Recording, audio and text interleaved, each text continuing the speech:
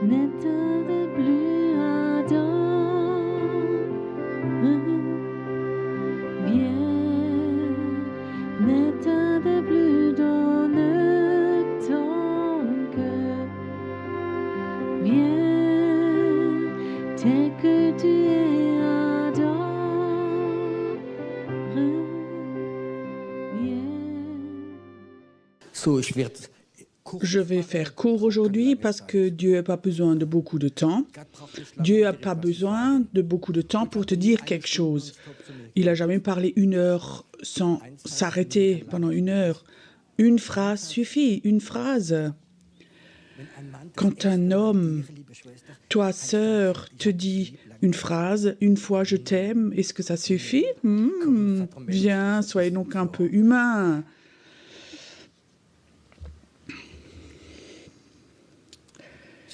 Aujourd'hui, j'ai une image pour le culte de guérison. D'abord, je ne pouvais pas faire grand-chose avec cette image. J'avais une image d'une balance. Pas les balances modernes, électroniques pour peser, mais ces balances qu'on avait au marché à l'époque pour peser les légumes. On mettait les patates, le chou rouge, le chou-fleur.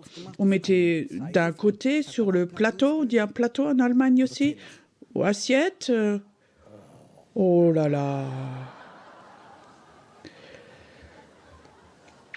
On a des gens très cultivés dans l'Église. Mes frères, tu as tout mis dans ce plateau maintenant. Hein? En français, on dit un plateau. Donc, soucoupe ou assiette. Alors, on met quelque chose dedans. Et si vous étiez déjà au marché, ceux qui font ça très souvent, ils sont tellement rapides que les balances électriques, quand ils mettent les poids dessus, vous avez déjà regardé, tac, tac, tac, tac, et tout d'un coup, 3,20 kg. Comment eux, ils font ça tout le temps, très vite, et ils mettent les poids dessus. Et cet après-midi, j'aimerais faire cela avec vous. C'est juste? C'est OK avec vous? Maintenant, on va prendre la balance, et tu sais, d'un côté, on va mettre ce qui est le plus lourd. Maintenant, d'un côté, on va mettre des choses dedans dont on veut se débarrasser. C'est la maladie. Maintenant, tout ce qui empêche la maladie, on va tout mettre sur un plateau. Et mon travail cet après-midi, c'est de mettre les poids de l'autre côté, jusqu'à ce que la maladie monte au Seigneur et ouf, s'en va. Peut-être que certains d'entre vous ici maintenant, qui ont sur le cœur de guérir les malades, est-ce qu'il y en a? Et tu sais, je crois que cet après-midi, tu peux apprendre quelque chose, parce que moi aussi j'ai appris. Et j'aimerais vous le transmettre. Qu'est-ce qu'il y a dans ce plateau? Là, on peut mettre toutes nos maladies, chacun d'entre nous. Peu importe ce que tu as, si c'est la leucémie, une tumeur, le cancer, la sclérose en plaques, si tu as des rhumatismes, on met tout dedans. Toi, personnellement, tu peux mettre ta maladie sur ce plateau, dans cette balance. Si tu veux, absolument, tu peux la ramener à la maison, mais je dis, laisse-la dessus, c'est mieux sur le plateau. Qu'est-ce qu'il y a sur cette balance qui la tire vers le bas? Parfois, c'est la peur. Vous connaissez ça?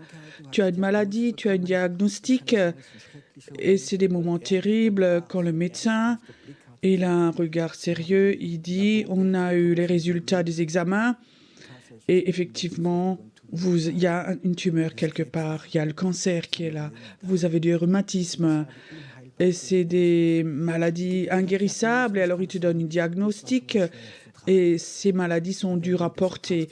Et quand les médecins sortent de chez le médecin, ils ont eu ces diagnostics de cancer ou des choses. Mais moi, j'ai vécu moi-même, quand tu rentres chez toi et tu as eu ce diagnostic de cancer, c'est très difficile. Et surtout, si le médecin dit c'est des choses qui ne sont pas guérissables. Et alors les peurs sont là en toi, tu as ce diagnostic de ce qui va venir. Est-ce qu'on veut aussi mettre nos peurs sur ce plateau? On met tous dans ce plateau de la balance. Et il y a autre chose encore.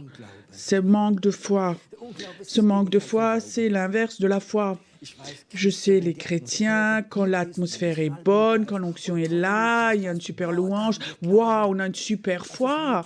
Tu sais, c'est comme les enfants à qui on gonfle un ballon comme ça, 1 heure dans la louange, c'est et alors tu rentres chez toi à la maison et quelqu'un vient avec une petite aiguille et pique. Et tu penses, oui, tu as tellement de foi. Vous connaissez ça? Oh, ta foi est tellement vite redescendue. Et ça, c'est le manque de foi. C'est quand ceux qui mettent ces aiguilles. D'où vient ce manque de foi? Vous connaissez ça aussi? Quelqu'un déjà, en tant qu'enfant, quelqu'un t'a promis quelque chose. Tu étais tellement sûr que c'était honnête de cette personne et il n'a jamais réalisé. Peut-être tes propres parents. Moi, j'ai été éduquée dans une famille très religieuse et aujourd'hui, je me rappelle encore, j'étais au jardin d'enfants et il y avait une fille avec des cheveux longs, très gentille, je l'admirais. Et alors, elle me dit, tu as une belle voiture, si tu me donnes cette voiture, moi, je t'en amène 2 autres cet après-midi. Elle était très futée, cette jeune fille. Et moi, j'étais un peu naïf et je lui donne ma voiture. J'étais sûre que je reviens de l'école et j'en avais 2. Elle ne m'a rien donné, elle ne m'a même plus regardé, et mon pauvre petit cœur. Je la trouvais tellement belle. Et depuis ce jour, je suis un peu sceptique par rapport aux femmes. Pas peur, j'ai marié, j'ai eu des filles aussi, tout va bien. Mais je me rappelle encore comment c'était.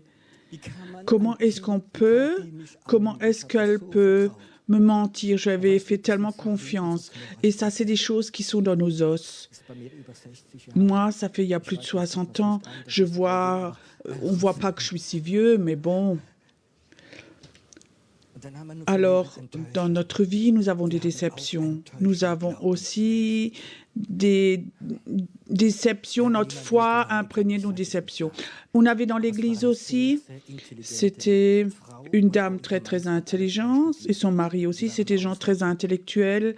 Ils étaient à l'étranger, quelqu'un vient les visiter, il est chrétien, il a entendu parler d'eux, il a demandé s'il peut passer la nuit chez eux, ils ont prié ensemble. Et eux, celui-là leur a dit, il a eu un don de Dieu, il avait une belle boîte, quand là on met de l'argent dedans, on prie et le jour d'après, ça s'est multiplié. Ces 2 personnes croyaient ce qu'il avait dit, ils ont mis l'argent, tout ce qu'ils avaient, ils ont prié, ils sont allés au lit avec cette foi que quand on se réveille, ça s'est doublé. Le matin, ils se sont réveillés, la boîte, l'argent et l'homme étaient partis. Est-ce que vous croyez que ce genre de choses est une déception? Ils ont tellement cru. Je connais bien ces gens. Ils ont tellement cru. Et après cette déception. Et alors tu as une promesse, une prophétie, juste ou pas, et tu t'es trompé et tu es déçu et tu as cette déception en toi, dans tes os. Et maintenant tu viens en culte de guérison. Peut-être Dieu, tu peux me guérir, mais il y a aussi ces déceptions. Et tu t'es déjà préparé que ces déceptions ont une piste d'atterrissage chez toi pour que ce soit pas tellement difficile à supporter. Oui, une de plus ou de moins, c'est pas tellement important. Est-ce qu'on peut lui donner nos déceptions? Est-ce qu'on peut dire, il y a le plateau qui est là, et je mets mes peurs, ma maladie, et maintenant je mets aussi ma déception dedans. Je veux avoir un cœur où il n'y a pas de place pour la déception. Ok, on met nos déceptions là-dedans, c'est très important. Et après, il y a encore quelque chose, une parole que vous connaissez tous. J'appelle ça l'accusation. Toi, tu es fautif toi-même. Ton foie est abîmé parce que tu as tout trop glou, que tu as pris trop de médicaments, ton cancer est là parce que tu as trop fumé. Humainement, c'est juste. Tu es fautif toi-même. Ah oui, tu as eu trop de stress, tu as vécu comme ça, tu n'as pas eu de foi, tu as même fait des péchés, des choses qui ne sont pas OK, et ça, c'est le prix pour cela. C'est un peu juste, mais si Dieu te pardonne, tout est parti. Est-ce que tu peux cet après-midi, dans cette balance dans cette assiette, tout mettre aussi, tu es fautif toi-même. S'il y a des chrétiens, s'ils ne sont pas guéris, ils cherchent la faute chez eux au lieu d'aller vers Dieu. Tu es fautif toi-même. Cet après-midi, toute accusation, tu es fautif toi-même, tu as le droit de mettre dans cette assiette. Il y a des personnes, il y a comme ça des guérisseurs évangéliques, ils prient avec puissance et si quelqu'un n'est pas guéri, ils disent « tu n'as pas eu assez de foi ». Si quelqu'un me disait ça à moi, tu sais ce que moi je répondrais? Tu n'as pas assez d'onction. Il ne faut pas que tout colle à moi. L'accusation, mets tout sur ce plateau, la maladie, le manque de foi, les déceptions, la peur. Maintenant, il y a encore quelque chose. On n'y pense pas et on ne le voit pas chez les gens de l'extérieur. On peut bien le cacher, c'est les sentiments d'infériorité. Je n'ai pas de sentiment de valeur. Pourquoi Dieu doit me guérir? Est-ce qu'il y a une raison? Vous avez aussi déjà, moi je vais vous te dire quelque chose, je ne le dis pas, mais je vous le dis, combien est-ce que de patience tu as encore avec ce petit bout de merde?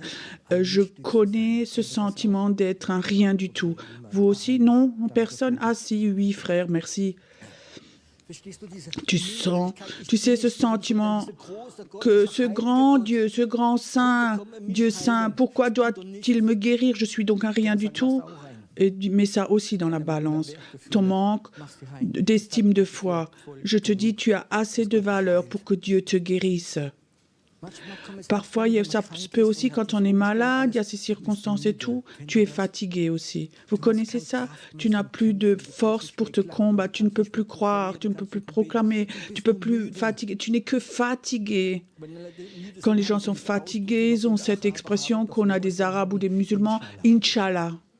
Inch'Allah. J'ai le cancer, Inch'Allah. Bah, on va mourir alors. Ou ceci, cela.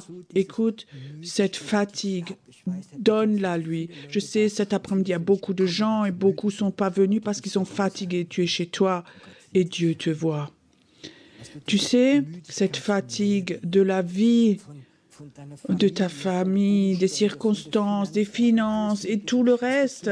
Il y a comme ça une fatigue qui nous empêche d'y aller. Alors je te dis, donne ta fatigue cet après-midi dans ce plateau, mets-la dedans. Je peux te dire, elle a un poids. C'est juste, elle a déjà plusieurs kilos, cette fatigue. Donne-la lui, ne rentre pas avec, rentre-toi frais, comme un pinson. Ça, on ne le dit pas en allemand. Une autre expression allemande. J'apprendrai l'allemand encore.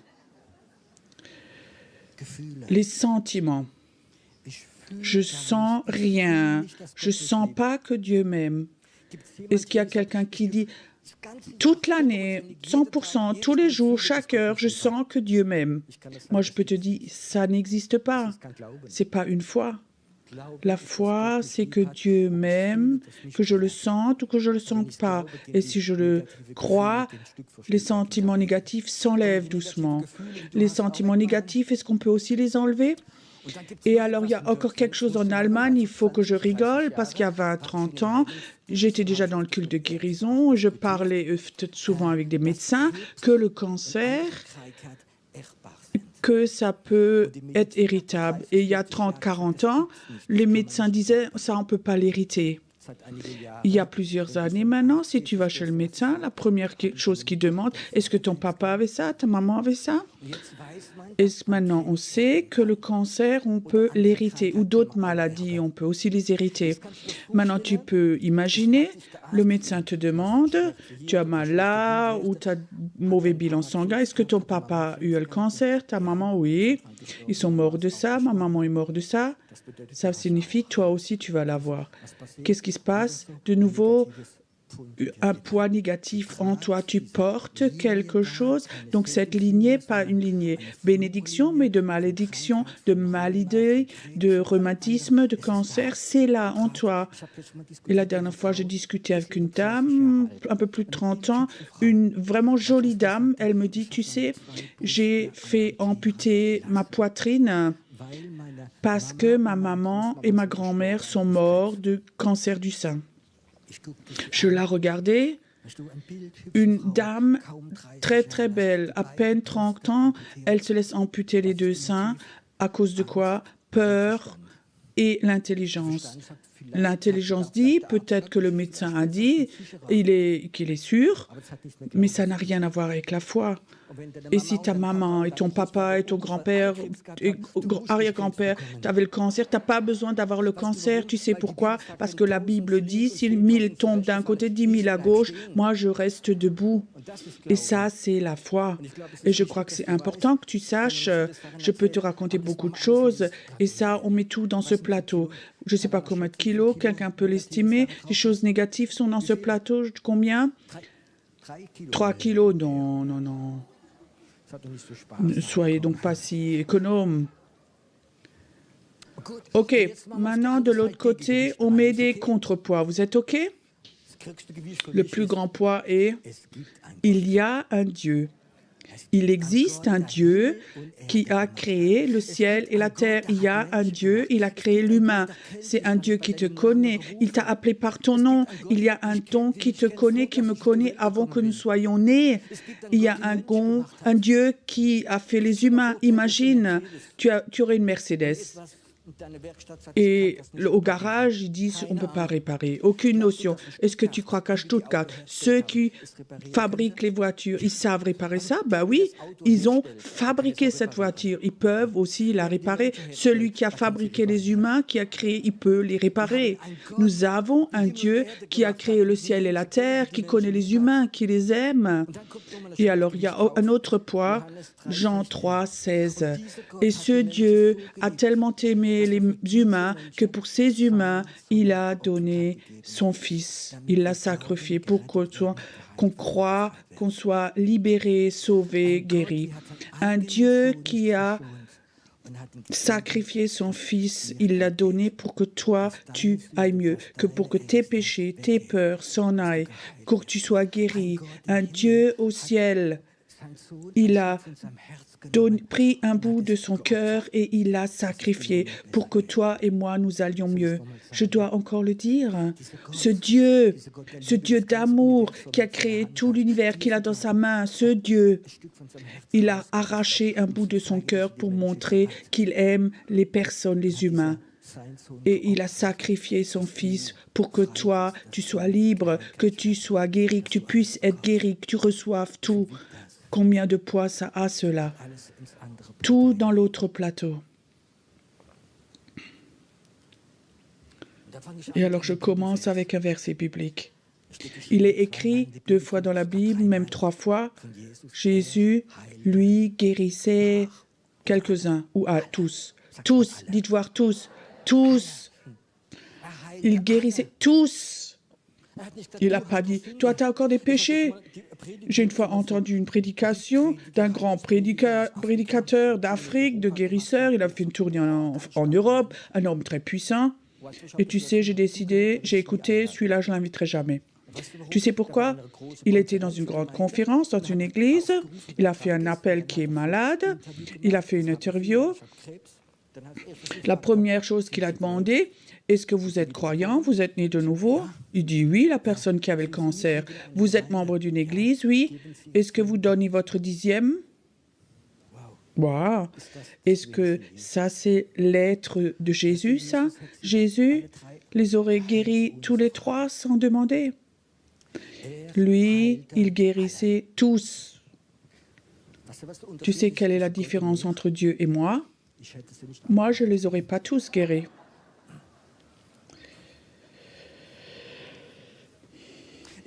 Moi, je suis donc un humain. On était à Zinsheim, je faisais un culte. Et 3 jours avant, une sœur que j'aime beaucoup m'a téléphoné. Elle avait une fille merveilleuse qui était croyante, avait 15-16 ans, et elle s'est tombée amoureuse dans un nazi. Oui, la maman était complètement bouleversée. Et j'arrive au culte à Zinsheim et qui je vois pas dans la dernière rangée, cette fille et son copain qui lui mettaient le bras autour et qui dit « Moi, je te provoque ». La louange avait déjà commencé. Tu sais quels étaient mes sentiments? Qu'est-ce qu'ils disaient eux? On est au 1er étage là-bas. Jette-le par la fenêtre, celui-là.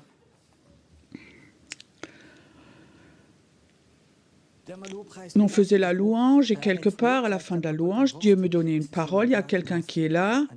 Tu as une blessure ou non, tu as une hernie au testicule. 4 jours après, la maman de cette fille m'appelle.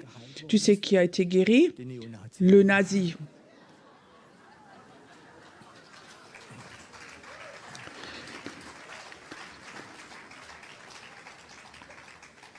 Tu sais, j'aurais guéri tous, mais pas lui.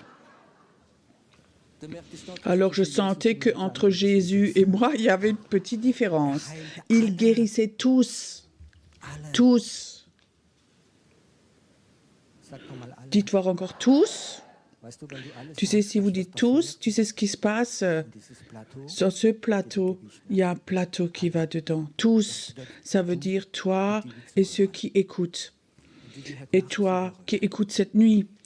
Parfois, je suis surpris, comme le dimanche soir, il y a parfois 1000 à 2000 qui écoutent la nuit les prédications.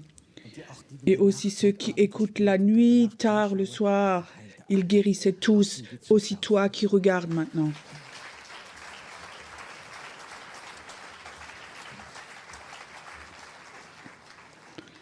Jésus guérissait, viens, on met ce point encore, dites-toi encore tous. Tu sais pourquoi c'est tellement important. Dans le monde invisible, il y a cette balance.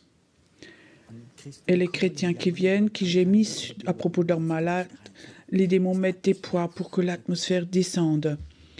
Et alors, si on a la foi et tu proclames, et on proclame dans le monde invisible, il y a des poids qui viennent de Dieu, de l'autre plateau. L'esprit de maladie doit entendre, comment ça s'appelle? Tous. C'est bon comme ça. L'esprit de manque de foi doit l'entendre. Ils guérissaient tous. Et alors, il y a encore quelque chose. C'est ce bout de bois là devant, ce symbole, la croix. Quelqu'un s'est laissé percer les mains et les pieds. Il a été battu. Il a saigné. Son dos était plein de blessures et au travers de ces meurtrissures, nous sommes guéris, il est écrit. J'aimerais que nous regardions à Jésus maintenant. Il était innocent. Il a aidé des milliers de personnes et alors il est battu pour toi et pour moi et il saigne des heures. Son sang coule et va dans le sol. Et ça, c'est une image pour ces meurtrissures nous guérissent. À la croix, son sang a coulé. C'est la guérison il y a 2000 ans. Et ça a la même puissance aujourd'hui, si tu le crois. Est-ce que tu peux imaginer quelqu'un qui reçoit 39 coups avec pour taper? Il y en a qui sont morts avec des bâtons. Et lui, Jésus, l'a supporté, il n'est pas mort là, mais Jésus, dans ses meurtrissures, il y a la guérison. Je souhaite quelque chose, que parfois dans ta foi, quand tu es comme ça à la croix, tes doigts, tu les mets dans ces blessures, dans ces meurtrissures. Thomas ne pouvait pas croire, alors Jésus dit, regarde mes mains, transpercées, mets ton doigt dedans.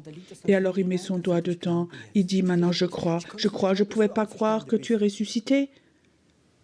Parfois je crois qu'on doit, dans l'esprit, aller à cette croix, à ces meurtrissures, à ces blessures. Imagine Jésus était là, te montre son dos, ses mains. Est-ce que tu mettrais tes mains dedans? Je peux te dire, ta foi coulerait, la guérison coulerait. Je souhaite à un moment que nous vivions cela, que tu médites à la croix et que tout d'un coup tu vois la crucifixion et que tu dis Jésus, maintenant je mets mes mains dans tes blessures, dans tes meurtrissures et en même temps la puissance de guérison va sortir et toute maladie va te quitter. Cet après-midi, je souhaite qu'il y ait certaines personnes ici, peut-être maintenant ici, qui ont cette vision de Jésus à la croix. Et ils disent, Jésus, je suis tellement désolé que tu aies vécu ça, que tu aies souffert, mais je veux quand même mettre mes doigts dans tes meurtrissures pour que cette foi coule en moi de cette croix. On peut mettre ça sur l'autre côté, sur la balance. Et dans cette foi, il y a quelque chose qui a coulé, qui est important, le pardon et la guérison. À cette foi, Jésus est mort. Il a porté mes péchés, aussi les tiens. Tous tes péchés,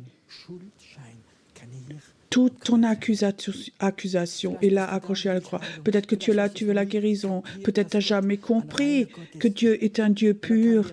Il ne peut pas te rencontrer s'il y a ces péchés en toi. Et maintenant, cet après-midi, ou chez toi, à la maison, où que tu sois, tu peux dire, Jésus, j'aimerais mettre toutes mes accusations, tous mes péchés, les mettre à la croix, que ce soit pardonné. Et tu vas voir, quand tu vas rentrer chez toi, et ces sentiments de fautifs sont partis. Il y a des personnes ici qui sont malades parce qu'ils n'ont jamais fait cela. Ils n'ont jamais allé chez Dieu. S'il te plaît, Dieu, je te donne mon cœur. Pardonne-moi tous mes péchés. Et ils n'ont peut-être pas dans l'esprit entendu, tes péchés te sont pardonnés.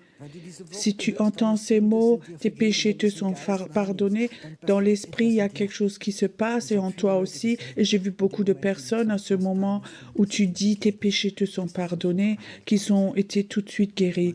Parce que parfois, ces choses vont ensemble.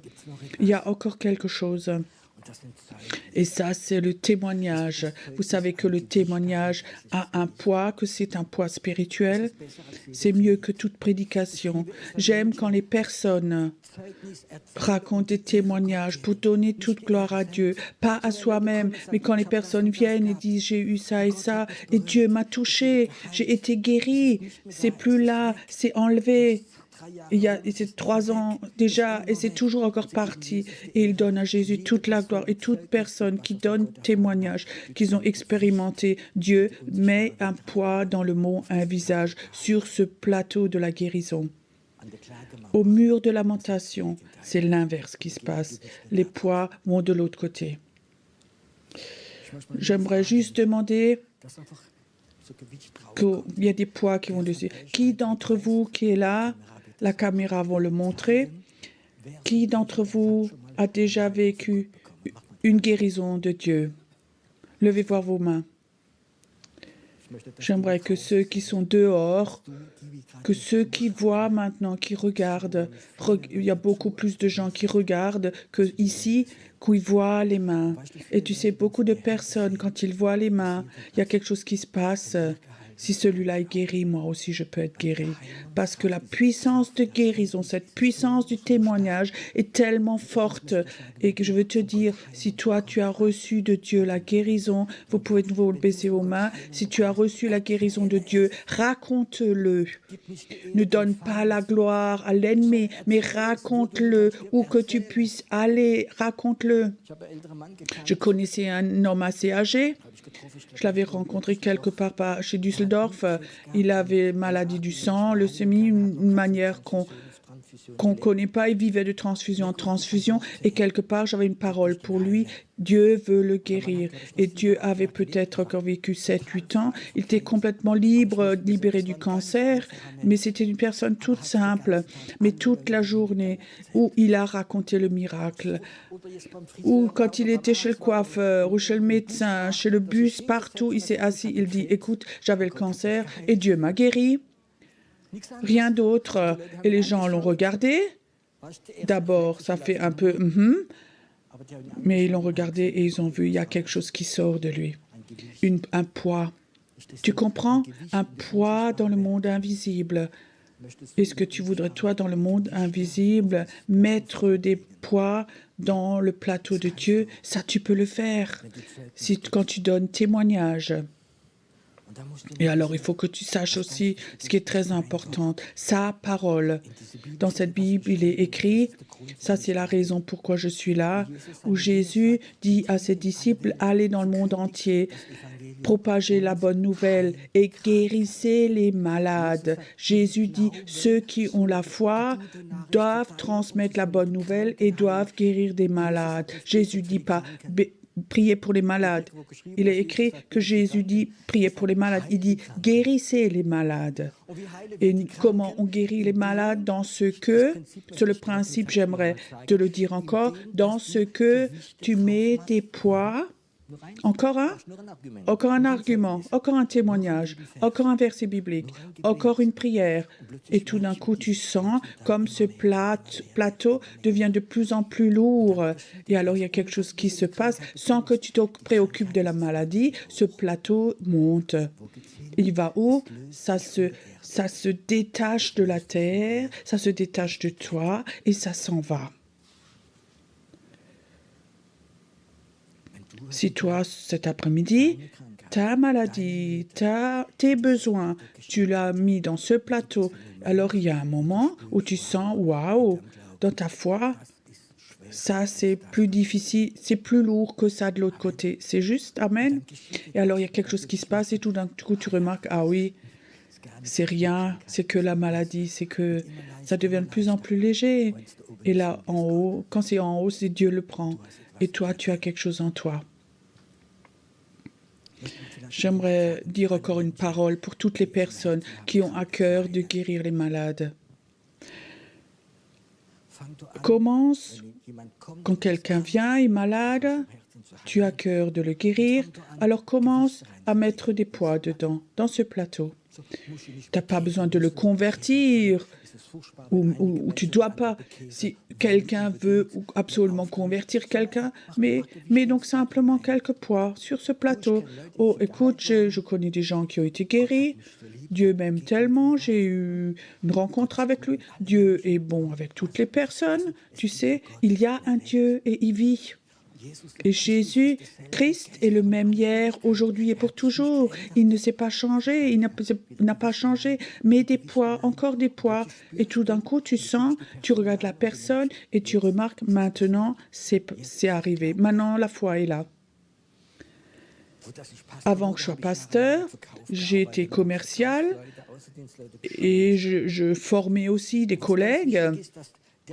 Celui qui vend, ce n'est pas celui qui parle beaucoup, mais c'est celui qui est sensible. Et quand tu as un client, donne-lui des arguments sur ton produit.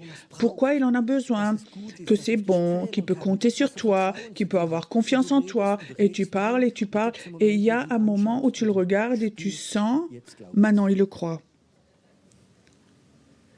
Et qu'est-ce que tu fais alors? Tu dis, OK, viens, on va écrire, on va signer le contrat. Et ils vont signer parce qu'ils ont la foi. Et la foi vient d'où? De la parole que tu as dit. Ça, c'est déjà dans le naturel. C'est comment chez Dieu, alors? C'est beaucoup plus fort. Ne prie pas trop tôt, ne prie pas nerveusement. Mais qu'est-ce que pèse la maladie chez lui? Combien de religieux, de manque de foi, de fausses enseignements il y a là-dedans encore? Tu vois le poids de l'autre côté, ok, ne te laisse pas influencer.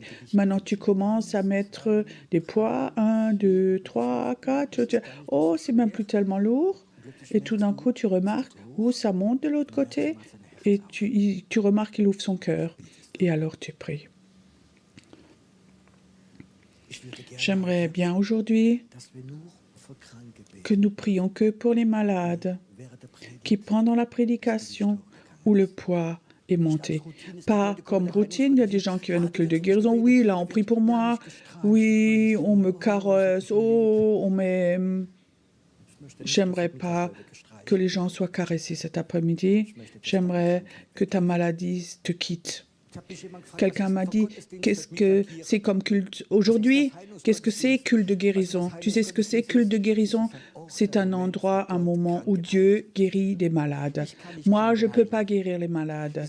C'est un moment où Dieu est là et guérit des malades. Et ça se passe souvent quand ce plateau monte, quand les poids, la parole de Dieu devient plus lourde. Alléluia.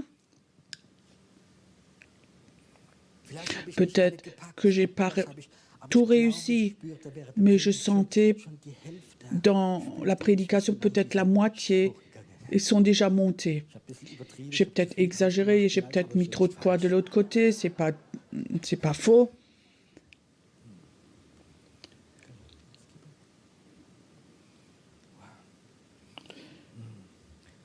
Mais j'aimerais un moment que tu deviens tout calme et que toi, tu sois devant Dieu.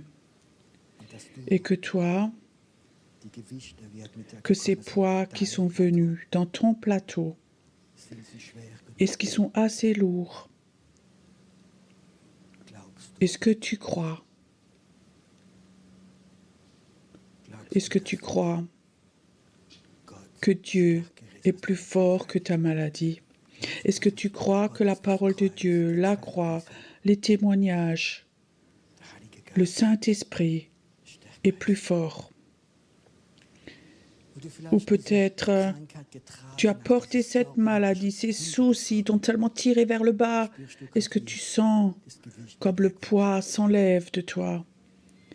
Ce plateau remonte et il va vers Dieu.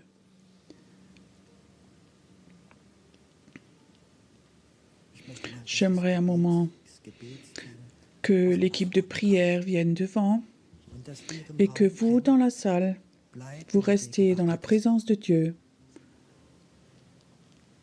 Restez simplement.